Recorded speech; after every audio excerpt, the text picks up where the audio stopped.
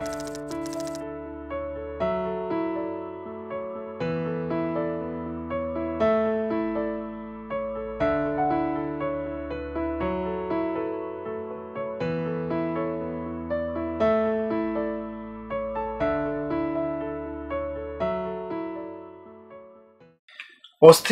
এবং রক্তের অস্বাভাবিক অবস্থা, অর্থাৎ স্বাভাবিক থেকে যদি কোনো কারণে বিচ্যুতি ঘটে সেটাকে আমরা বলবো অস্বাভাবিক অবস্থা। তার ভেতরে একটি টপিকস হচ্ছে লিউকেমিয়া, অর্থাৎ যেটাকে আমরা সাধারণত লিউকেমিয়া বলতে ব্লাড ক্যান্সারকেই বুঝি, যে লিউকেমিয়া হচ্ছে ব্লাড ক্যান্সার। আসলে এখানে ঘটনাটা কি ঘটে?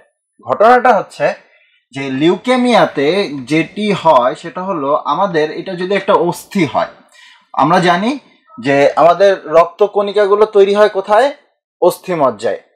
আমরা আগে দেখেছি যে রক্ত কণিকাগুলো তৈরি হয় এই অস্থির ভেতরে, যে অস্থি মজ্জা থাকে, এটা যদি অস্থি হয়, এই অস্থির ভেতরে যে অস্থি মজ্জাগুলো থাকে এখান থেকে রক্ত তৈরি হয়। তো যদি কোনো কারণে, বিভিন্ন কারণ হতে পারে, যদি কোনো কারণে এখান থেকে আমার লোহিত রক্তকণিকা তৈরি হয়, এখান থেকে শ্বেত রক্তকণিকা তৈরি হয়, এখান থেকে প্লেটলেট বা অনুচক্রিকা তৈরি হয়, এগুলো সবই এখান থেকে তৈরি হয় অস্থিমজ্জা থেকে। অস্থিমজ্জার বিভিন্ন কোষ থেকে এগুলো আসে।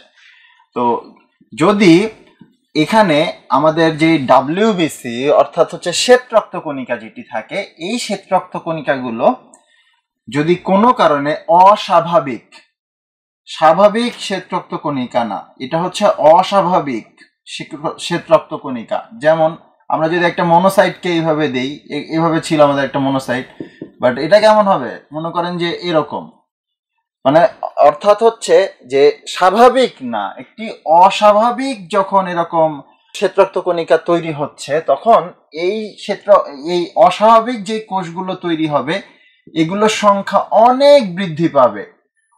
যখন এগুলোর সংখ্যা অনেক বৃদ্ধি পাচ্ছে তখন সেটা স্বাভাবিক শ্বেত রক্তকণিকা না। তার স্বাভাবিক কাজ কি ছিল? তার স্বাভাবিক কাজ ছিল যদি কোনো ব্যাকটেরিয়া বা কোনো রোগ জীবাণু যদি দেহের ভেতরে প্রবেশ করে তাহলে সেগুলোকে ধ্বংস করা, কিংবা আমাদের বডির ডিফেন্স মেকানিজমে সে গুরুত্বপূর্ণ ভূমিকা পালন করতো। কিন্তু এখন তৈরি হচ্ছে কি? এটা অস্বাভাবিক।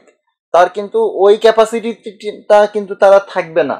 তার নর্মাল, অর্থাৎ যে রোগ জীবাণু ধ্বংস করত, স্বাভাবিক শ্বেত রক্তকণিকা রোগ জীবাণুকে ধ্বংস করত।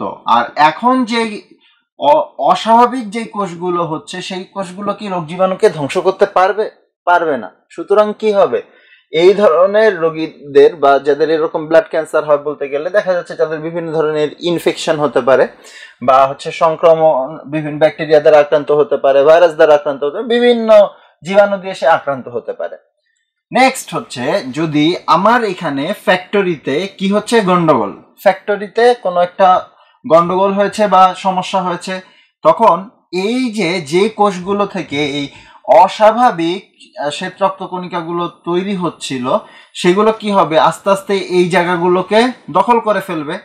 অর্থাৎ আমার বোন ম্যারো যেটি থাকবে বা আমাদের যেই অস্থিমজ্জা যেখানে, সেই জায়গাটা পুরোপুরি এই অস্বাভাবিক যে কোষগুলো সেগুলো দখল করে নিবে। দখল করে নিলে আমার একটা ফ্যাক্টরিতে, যে ফ্যাক্টরি থেকে আরবিসি তৈরি হতো, যে ফ্যাক্টরি থেকে আমার প্লেটলেট তৈরি হতো, স্বাভাবিকভাবে আমার ফ্যাক্টরি দখল হয়ে গেছে। আমি আমার আরবিসি কে ফ্যাক্টরি থেকে বের করে দিল। এই যারা আরবিসি তৈরি হচ্ছিল যেখান থেকে, সেগুলো বন্ধ।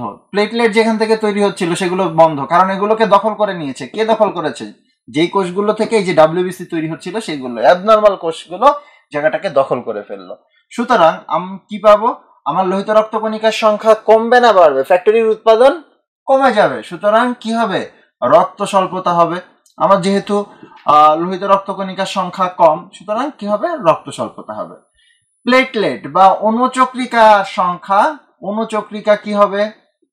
অনুচক্রিকা কমে যাবে।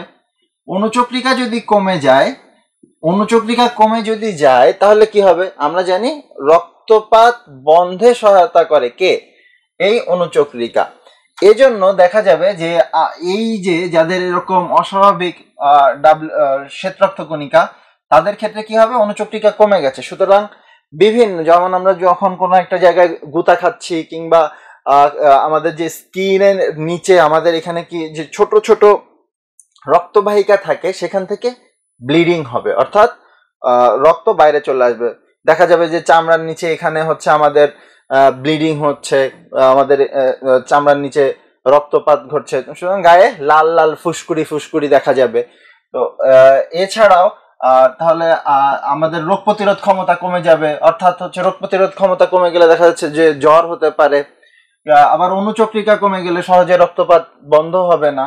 এই ধরনের সমস্যাগুলো নিয়ে, অর্থাৎ হচ্ছে ম্যাক্সিমাম ক্ষেত্রে দেখা যায় জ্বর থাকে, সাথে এরকম আমরা দেখি যে রক্ত স্বল্পতা কম, এদিকে হচ্ছে অনুচক্রিকা কম, তাহলে আমাদের একটা সাসপিশন হয় যে না, এই লিউকেমিয়া বা ব্লাড ক্যান্সার, যেটাকে আমরা প্রচলিত অর্থে বলে থাকি ব্লাড ক্যান্সার, এই লিউকেমিয়া এটা হতে পারে। তো লিউকেমিয়ার আবার বিভিন্ন ধরনের ক্লাসিফিকেশন আছে, যে এটা বড়দের কোনটা হয়, ছোটদের কোনটা হয়, এটা বিভিন্ন ধরনের হতে পারে। তবে আসার কথা হচ্ছে এই কিছু কিছু লিউকেমিয়ার আছে যেগুলোর খুব সুন্দর বা ভালো ট্রিটমেন্ট আবিষ্কার হয়েছে। লিউকেমিয়া হলে আমরা সবাই হয়তোবা কেউ কেউ শুনেছি কেমোথেরাপি, রেডিওথেরাপি, এরকম নাম শুনেছি। কেমোথেরাপি হচ্ছে কি, ক্যান্সারের যে ওষুধগুলো আছে সেই ওষুধগুলো এক কথায় বলতে গেলে আমরা এটাকে কেমোথেরাপি বলতে পারি। অর্থাৎ এই যাদের হচ্ছে এরকম লিউকেমিয়া হয় তাদেরকে আমরা শুনেছি কেমো পেয়েছে, কেমো পায়, এটা হচ্ছে কেমোথেরাপি। কেমোথেরাপি আর কিছুই না, এখানে কিছু ওষুধ দেওয়া হয়, অর্থাৎ নর্মাল যে মেডিসিন গুলো আছে, এটা হচ্ছে ম্যাক্সিমাম ওষুধগুলো, আমরা এই ক্যান্সারের ওষুধগুলো হচ্ছে আমাদের স্যালাইনের মতো আর কি, আমরা যেটা ইনজেকশন আকারে বডিতে পুশ করি, সেই যে ট্রিটমেন্ট এটাকে আমরা বলি কেমোথেরাপি। তাহলে কেমোথেরাপি দিলে কি হয়, এখানে যেই এই অস্বাভাবিক যেই অবস্থাটা বিরাজ করে, সে চেষ্টা করে যে এই অস্বাভাবিক অবস্থাটাকে আবার স্বাভাবিক করার জন্য চেষ্টা করে। এছাড়াও আমাদের কেমোথেরাপি আমরা এই লিউকেমিয়া রোগীকে দিতে পারি, বাট এই কেমোথেরাপি দিলে এই কেমোথেরাপির কিছু সাইড ইফেক্ট আছে। যেমন কারণ ও কি করে, ও হচ্ছে মানে ও তো আলাদা করতে পারে না, সুতরাং দেখা যায় যে এখানে কিছু অস্বাভাবিক কোষকে মারতে যে কিছু স্বাভাবিক কোষও মারা পড়ে। এজন্য আমাদের দেহের দেখা যায় যারা কেমোথেরাপি পায় মাথার চুল পড়ে যায়, কিংবা হচ্ছে দেখা যায় যে খেতে পারে না, আমাদের বিভিন্ন ধরনের কেমোর অনেক সাইড ইফেক্ট আছে, সেগুলো এখানে হতে পারে। সুতরাং আমরা, আর এই যে ক্যান্সার, ব্লাড ক্যান্সার কেন হয়, আসলে এটার যে কারণ, এটা বিভিন্ন কতগুলো রিস্ক ফ্যাক্টর আছে, তার জন্য কিন্তু এই ব্লাড ক্যান্সার হয়। যে কার হবে কার হবে না এটা কিন্তু বলা খুবই কঠিন। তবে দেখা যায় যারা রেডিয়েশন, অর্থাৎ হচ্ছে যে আমাদের যে উচ্চমাত্রার যে বিকিরণ যেগুলো হয়, সেগুলো একটি কারণ এই লিউকেমিয়া হওয়ার পেছনে।